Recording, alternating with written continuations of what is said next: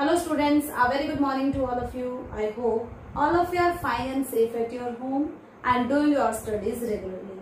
So students, आज हम chapter first political what is democracy, why democracy है उसका रिवीजन करेंगे। एंड कल मैंने आपको एक वर्कशीट सेंड करी थी that is related to this chapter. I hope all of you write it and learn it. Okay, so let's continue our class. So in this chapter we are going to read about the democracy. Democracy is a type of government in which the representatives are elected by the people. Okay, so इसकी एक simple सी definition है कि democracy एक ऐसी type की government है जहां पर जो रूलर है, जो रिप्रेजेंटेटिव है, उनको पीपल इलेक्ट करते हैं.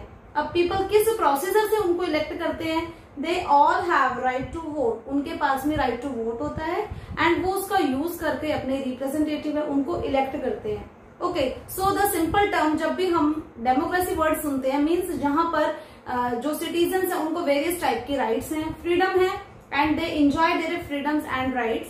ओके, एंड जो रूलर्स है या गवर्नमेंट है उनकी जो पावर है वो भी लिमिटेड है because they follow a constitution law. Okay, constitution law को वो फॉलो कर रहे हैं. लोगों के पास में डिफरेंट फ्रीडम है एंड राइट्स हैं एंड एक ऐसी गवर्नमेंट है जो लोगों ने जिसे सिलेक्ट करा है. ओके, सो डेमोक्रेसी अब्राहम लिंकन की एक बहुत ही फेमस डेफिनेशन है जिसका आप यूज कर सकते हैं डेमोक्रेसी से रिलेटेड किसी भी क्वेश्चन के आने पे. इस डेफिनेशन को लिख सकते हैं कि अब्राहम लिंकन ने कहा था democracy is a government of the people. किसकी गवर्नमेंट है? Government of the people. People की गवर्नमेंट है. Bye the people. किसने बनाई है? लोगों ने बनाई है. And for the people. किसके लिए बनाई है? लोगों के लिए बनाई है.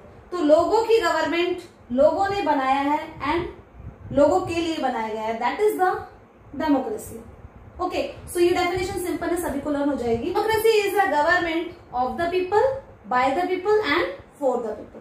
Okay, so generally if you are talking about इस वर्ड का ओरिजिन कहां से हुआ, डेमोक्रेसी वर्ड कहां से आया, तो ग्रीक वर्ड था demokratia. Okay, so demokratia means demo means people, okay, and kratia means rule. Means a type of government where people rule, जहां पर लोग रूल कर रहे हैं. अब लोग कैसे रूल कर रहे हैं वहां के? बिकॉज क्योंकि सभी लोग गवर्नमेंट नहीं बना सकते हैं तो उन्होंने अपने रिप्रेजेंटेटिव्स को वहां पर भेज दिया कि हमारी तरफ से हमारे लिए डिसीजन ये बनाएंगे. ऐसा ही होता है, हम भी इलेक्शन के थ्रू अपने रिप्रेजेंटेटिव को चुनते हैं, अपने में से किसी एक को, जो हमारे लिए मेजर पॉलिसीज एंड प्रोग्राम्स बनाएगा, जो हमारे लिए वर्क करेगा, जो हम पर ध्यान देगा, जो हमारे लिए सारे जो भी प्रोग्रेसिव वर्क है, डेवलपमेंट वर्क है, और जितने रिप्रेजेंटेटिव हमारे लिए ले रहे हैं.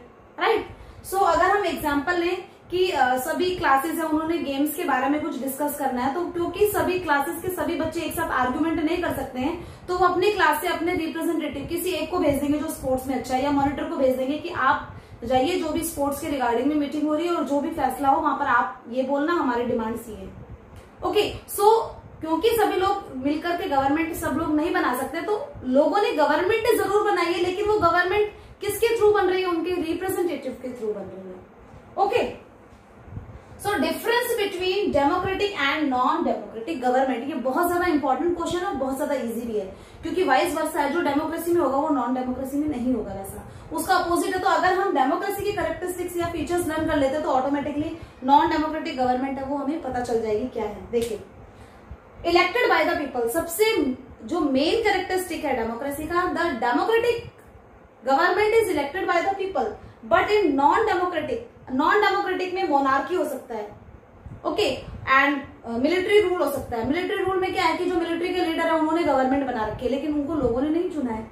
मोनार्की में राजा का बेटा राजा बन रहा है, उनको लोगों ने नहीं चुना है. सो नॉन डेमोक्रेटिक गवर्नमेंट में लोगों की विश नहीं पूछी जाती है कि ये गवर्नमेंट बने या ना बने. गवर्नमेंट है वो एक नेपोटिज्म पे बेस होती है. Okay, democratic government is always elected by the people. Okay, people decide what is good for them. अब यहाँ पर पीपल कैसे डिसाइड कर रहे हैं उनके लिए क्या अच्छा है? राइट टू वोट यूज कर रहे हैं. राइट टू वोट यूज करके वो अपने रिप्रेजेंटेटिव को भेज रहे हैं कि कौन सा रिप्रेजेंटेटिव उनके लिए ठीक है. लेकिन नॉन डेमोक्रेटिक गवर्नमेंट में लोगों के लिए कुछ भी डिसाइड करना होता है तो वो कौन लेता है? हमेशा गवर्नमेंट लेती है. लोगों से नहीं पूछा जाता उसके बारे में कि कौन आपका रिप्रेजेंटेटिव बनना चाहिए कौन नहीं. ओके, मीन्स यहाँ पर राइट टू वोट नहीं है लोगों को. फ्रीडम ऑफ स्पीच, आप क्या सोचते हैं, आप क्या कहना चाहते हैं, आप गवर्नमेंट के अगेंस्ट में कुछ कहना चाहते हैं, आपके पास में अपने व्यूज, अपने आइडियाज हैं, उनको एक्सप्रेस करने की फ्रीडम है। कहां पर? डेमोक्रेसी में। लेकिन इसी का वाइस वर्सा अपोजिट की फ्रीडम ऑफ स्पीच या freedom of to express their views and ideas कहां पर नहीं होती? नॉन डेमोक्रेटिक गवर्नमेंट में अगर लोग गवर्नमेंट के अपोज में बोलते हैं, अगेंस्ट में बोलते हैं, गवर्नमेंट है वो उनको या तो पकड़ के जेल में बंद कर देते हैं या उनको मरवा दिया जाता है। नॉन डेमोक्रेटिक गवर्नमेंट में आप गवर्नमेंट के अगेंस्ट में नहीं जा सकते हैं। Okay, and fourth one is free and fair election. जो इलेक्शन होते हैं वो फ्री एंड फेयर होते हैं, जबकि नॉन डेमोक्रेटिक गवर्नमेंट में फ्री एंड फेयर इलेक्शन नहीं होते हैं। अब ये फ्री एंड फेयर इलेक्शन वाला टॉपिक है, ज्यादा एक्सप्लेनेशन फॉर्म में पढ़ेंगे डिफरेंट कंट्रीज का एग्जांपल लेके। जैसे चाइना में जो इलेक्शन थे वो नॉन डेमोक्रेटिक थे क्योंकि वहां पर एक मल्टी पार्टी सिस्टम ना होकर के सिंगल पार्टी सिस्टम था। ऐसे ही मेक्सिको में भी एक इंस्टीट्यूशनल रेवोल्यूशनरी पार्टी जिसे हम पीआरआई कहते हैं, जो पीआरआई है वो हर बार जीत जा रही थी मेक्सिको में। 70 ईयर्स तक वही जीतती रही क्योंकि वहां पर जो इलेक्शन सिस्टम था वो ऐसा था कि जो मीडिया थी वो अपोजिट पार्टी है, उसके अच्छे कामों को नहीं दिखाती है, या पेरेंट्स को फोर्स किया जाता है गवर्नमेंट स्कूल्स में जो बच्चे पढ़ते हैं उनके पेरेंट्स को। अभी आगे हम पढ़ेंगे कि कैसे डर्टी ट्रिक यूज करके जो एक पॉलिटिकल पार्टी वो बार बार जीत रही है। इसका मतलब वहां पर जो इलेक्शन सिस्टम है वो फ्री एंड फेयर मैनर में नहीं हो रहा है। Okay, so these are some difference between democratic and non democratic government. Now come to the features of democracy. अब फीचर्स ऑफ डेमोक्रेसी आपका 10th क्लास में भी चैप्टर है डेमोक्रेसी पे बेस्ड, उसमें भी आपको फीचर्स ऑफ डेमोक्रेसी वो लर्न करना पड़ता है। तो अभी आप अगर समझ लेंगे अच्छे से तो 10th क्लास में आपको प्रॉब्लम नहीं होगी। So let's go with the features of democracy. So first feature of democracy is the rulers are elected by the people। आपको बार बार बताया जा रहा है कि डेमोक्रेटिक गवर्नमेंट में जो रूलर्स होते हैं उनको पीपल, सिटीजन्स इलेक्ट करते हैं। ओके, वो अपना राइट टू वोट यूज करते हैं एंड जो फ्री एंड फेयर मैनर में इलेक्शन होता है एंड उसके बाद में जो वो अपने रिप्रेजेंटेटिव उनको इलेक्ट करते हैं वोट दे करके। सो इन डेमोक्रेसी ऐसा नहीं कि गवर्नमेंट अपने आप से बन गई है, बल्कि लोगों ने गवर्नमेंट को बनाया है एक डेमोक्रेसी में। Second feature is free and fair elections are held. जो इलेक्शन होता है वो फ्री एंड फेयर मैनर में होता है। हमने 3rd चैप्टर में पढ़ा था एक इलेक्शन कमीशन, एक ऑटोनॉमस बॉडी है इलेक्शन कमीशन, जिस पर पूरी रिस्पॉन्सिबिलिटी है कि इलेक्शंस को कैसे फ्री एंड फेयर मैनर में कराया जाए। यानी किसी भी पॉलिटिकल पार्टी, किसी भी रूलिंग पार्टी, कोई भी गवर्नमेंट ऑफिशियल है, उसका रूल नहीं चलेगा इलेक्शन कमीशन पर। जो डेट डिसाइड कर रहे हैं, जो डेट डिसाइड करी है इलेक्शन की, या कहां पर इलेक्शन होंगे, या जो वोटर की लिस्ट है, या काउंटिंग है, या रिजल्ट डिक्लेरेशन है, सारा का सारा काम किसके पास में होता है? इलेक्शन कमीशन के पास में होता है। इसलिए हम कह सकते हैं कि जो इलेक्शन होते हैं वो फ्री एंड फेयर मैनर में होते हैं। हाँ, जैसे अगर न्यूज आती भी है कि यहाँ पर फ्रॉड हुआ है, या माल प्रैक्टिस यूज हुई है, या चीटिंग करके और वोट है वो डलवाए गए हैं लोगों से, सो वहां पर दोबारा से इलेक्शन करवाता है इलेक्शन कमीशन। सो जो इलेक्शन प्रोसीजर है पूरा का पूरा वो फ्री एंड फेयर मैनर में होता है, क्योंकि वो कोई रूलिंग पार्टी या गवर्नमेंट नहीं करा रही है कि लोगों को गवर्नमेंट कहेगी कि हमें वोट देना तो लोग वोट देंगे। नहीं, इलेक्शन कमीशन एक इंडिपेंडेंट बॉडी है इलेक्शन कमीशन, जो कि जिसके पास में की पूरी रिस्पॉन्सिबिलिटी इलेक्शन की। So we can say that कि एक डेमोक्रेटिक गवर्नमेंट में जो इलेक्शन होते हैं वो फ्री एंड फेयर होते हैं। Next characteristic is each adult irrespective of religion, education, caste, colour, wealth have one vote one value. अब एक वोट होता है, उसकी एक सेम वैल्यू होती है, whether it may be rich and poor. कोई मैटर नहीं करता है कि आपके पास में कितना पैसा है, आपके वोट को एक ही काउंट किया जाएगा जैसे किसी पुअर के वोट को एक काउंट किया जा रहा है।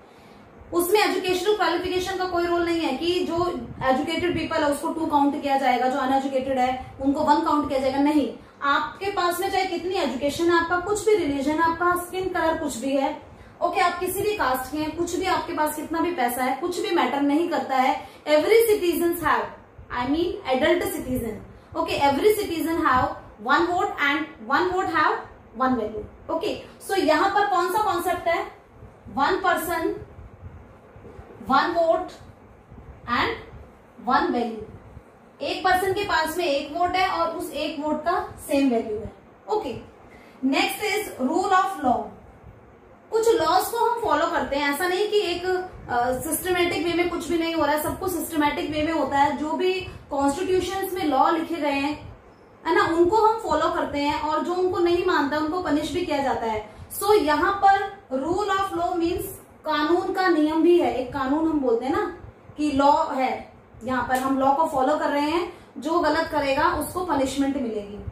ठीक है। सो लेजिस्लेचर, एग्जीक्यूटिव एंड जुडिशियरी में क्या फर्क है? लेजिस्लेचर है वो रूल बना रहे हैं मिनिस्टर्स, ओके, एग्जीक्यूटिव्स है वो उनको फॉलो करवा रहे हैं एंड उसके बाद उनको नहीं मान रहा है, उसको जुडिशियरी पनिश कर रही है। तो रूल ऑफ लॉ है वो फॉलो हो रहा है।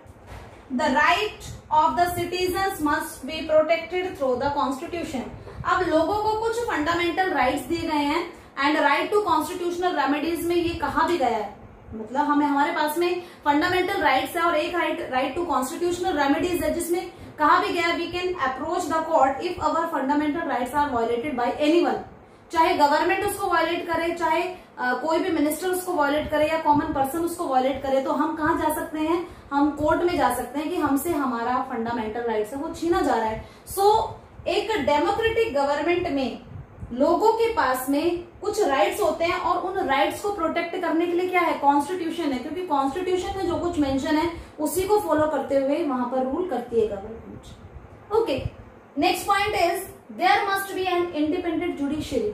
अब जुडिशियरी यहाँ पर है कि जो रूल्स को फॉलो नहीं कर रहा है उसके लिए जुडिशियरी है, उसको पनिशमेंट जुडिशियरी दे रही है। बट यहाँ पर इंडिपेंडेंट का मतलब है किसी भी पॉलिटिकल पार्टी के, किसी भी मिनिस्टर के, किसी भी लीडर के अंडर में, प्रेसिडेंट, प्राइम मिनिस्टर, किसी के अंडर में काम नहीं करती है जुडिशियरी। वो इंडिपेंडेंट है, वो अपने डिसीजन खुद लेंगी, जो भी उन्होंने फैसला सुनाना है जुडिशियरी है वो उस चीज के लिए फुल्ली फ्री है। ओके, जितने भी हमारे जजेस हैं, ओके, दे आर फ्री। वो अपना किस तरह से हाई कोर्ट, सुप्रीम कोर्ट या डिस्ट्रिक्ट कोर्ट है उसमें जो जजेस है वो किस तरह से फैसला सुना रहे हैं, they are totally free from the any ministry. किसी भी मिनिस्ट्री के कंट्रोल में ये नहीं है। The elected rulers take decision within the limits set by the Constitution, law and citizens' right। अब अभी हमने इतने देर से हम बात कर रहे हैं कि लोगों के पास में राइट टू वोट है या वो कॉन्स्टिट्यूशन को फॉलो अगर कोई नहीं करता है, जो कॉन्स्टिट्यूशन में लॉज उनको नहीं दिए गए हैं, तो वो कोर्ट में भी जा सकते हैं उसके लिए कि उनके जो फंडामेंटल राइट्स है वो वायलेट हो रहे हैं। लेकिन यहाँ पर इलेक्टेड जो रूलर्स हैं, ठीक है, वो एक लिमिट में काम करते हैं और ये लिमिट किसमें मेंशन है? उनकी कॉन्स्टिट्यूशन में उनके जो पावर्स हैं उनको लिमिट करा गया है ताकि वो अपनी पावर्स को मिसयूज ना कर सके। जितना उनकी पावर्स का क्राइटेरिया है, जितने उनको डिसीजन वो ले सकते हैं, उसी हिसाब से वो डिसीजन लेंगे, उससे आगे वो नहीं जा सकते, क्योंकि रूल ऑफ लॉ हम फॉलो कर रहे हैं। ऐसा नहीं कि प्राइम मिनिस्टर है, प्रेसिडेंट है, तो वो किसी को भी कुछ भी जजमेंट दे रहे हैं। जजमेंट है वो हमेशा जज ही देगा अपना।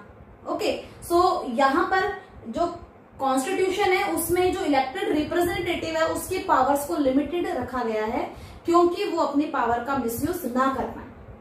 Okay, so this is all about the characteristics of democracy. So students, I hope all of you understand the features of democracy.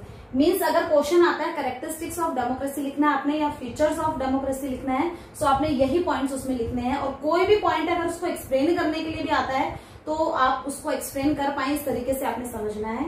Okay, and if you have any queries, अगर आपको किसी पॉइंट में डाउट है या कोई भी आपका question है, देन आस्क। ओके, क्योंकि मैंने आपको बताया कि बेटर लर्निंग के लिए क्वेश्चन पुट करना बहुत ज्यादा जरूरी होता है। सो आज के लिए आप वीडियो को अच्छे से देखेंगे, उसके बाद में आप डेमोक्रेसी वर्ड है वो कहाँ से उसका ओरिजिन हुआ है, डेमोक्रेटिक नॉन डेमोक्रेटिक गवर्नमेंट में डिफरेंस क्या है, एंड डेमोक्रेटिक गवर्नमेंट के फीचर्स, ये 3 क्वेश्चन आप लर्न करेंगे वीडियो देखने के बाद में। Okay, so best of luck for your studies, have a nice day, thank you.